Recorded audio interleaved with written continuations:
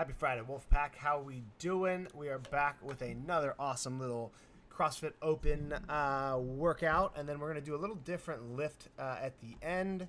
We're going to find ourselves a 3-rep max front squat from the floor. So I hope you guys have fun on this beautiful Friday workout. So 10 minutes to build to a moderate heavy squat clean. That way we're warming up, right, our legs, warming up the squat position for later in the workout. Again, we're not looking to fatigue ourselves at all, because we do have a good amount of legs in this workout. But we want to refresh on technique, right? Warm up the front rack position, warm up the squat position, so that way when we get to the front squat from the floor, we obviously have something that we can work off of and build off of. We should be relatively warm, obviously, after all the lunges and the step-ups, but we want to probably build up like normal to a weight that we probably want to hit for maybe our second weight.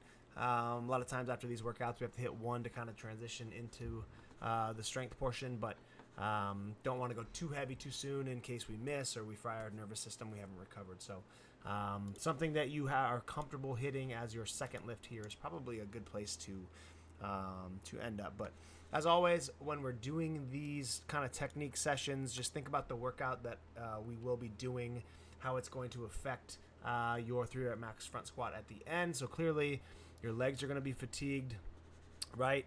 Your midline and legs, and then your upper torso and your shoulders. So that means, right, extension off the ground is going to be limited. Front rack position or strength in the front rack position is going to be compromised, which when those things fall apart, right, we don't have the bar to lift off the ground as much. If our front rack position caves, it makes the front squat a little bit more challenging. So when we're doing these squat cleans to build up, think about the positions that you need to hit to to work against, right, or work with the things that are going to make this front squat hard. So get to your extension point and make sure when we're catching our squat cleans, right, we're staying as tall as you can in the torso and upright. That way we're priming that all the muscles in those positions to warm up for the front squat, because you're going to need them on the second and third rep. These are not going to be easy if we go heavy. Okay, so 10 minutes for that, and this is an old open workout, 19.3. It is pretty much, for the most part, lunges and step-ups, and then for the majority, it's going to be as many handstand push-ups as you can get in the remaining time. It's a lot of reps on both the lunges, the step-ups, and the handstand push-ups. So realistically, getting to this handstand walk at the end is very, very challenging. I think there's a very small percentage of people who got there in the world when this workout came out in 2019. So again, this is pretty much the whole workout. So our goal is to get to the handstand push-ups and get as many reps as we can get done. If you happen to finish it, then you've got some time to work through some handstand walks, which is awesome. But 200-foot overhead walking lunge, just one dumbbell overhead. That is down and back 4 times. So 25, 50, 75, 100, right? For 200 feet. You're definitely going to want to switch arms frequently.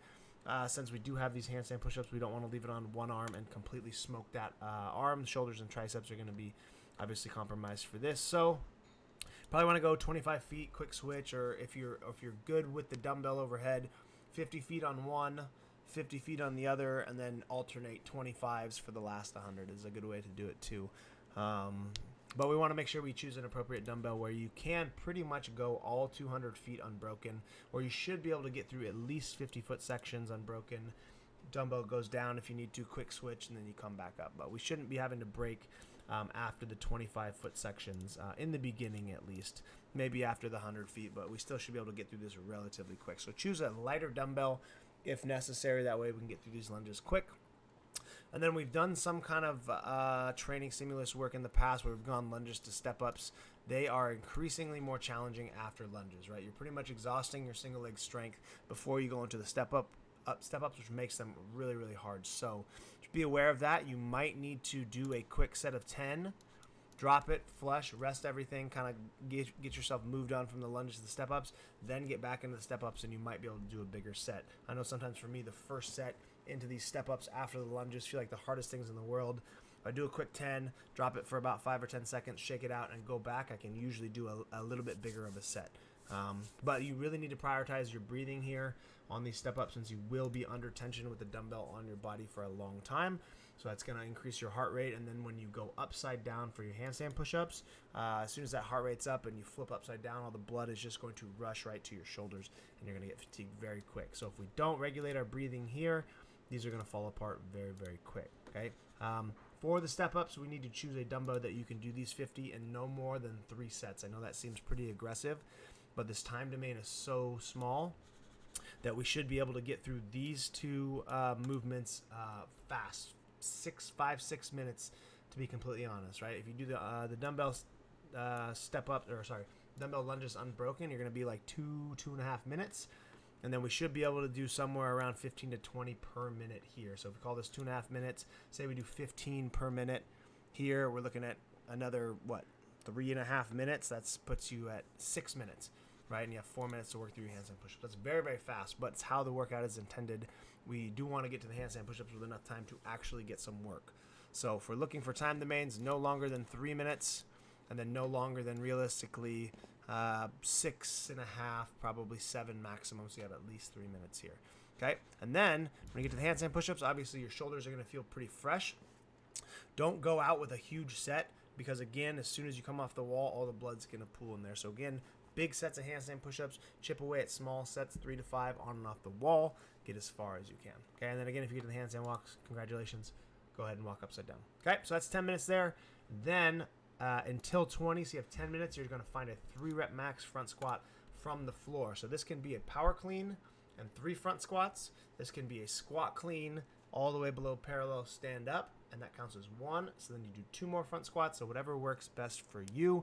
But obviously you're going to have time for a lot of good lifts, right? You're probably going to rest after this. For the most part, you're not going to be, your heart rate's not going to be super high once you get to here, because you're going to be braking a lot. So you might be able to start a little bit higher than you think, but you're probably going to have time for 5 to 6 really, really good lifts here. So you can kind of start light and build your way up. But again, make sure on your clean, you're getting extended, you're catching with your elbows high, you're strong on the torso, and then in your front squats, you're not letting those elbows drop, because they're going to want to fail because of all the fatigue from here. But other than that, awesome Friday workout. I rambled for 7 minutes. Hope you enjoyed it. Have a good Friday. We'll see you in the gym. Bye.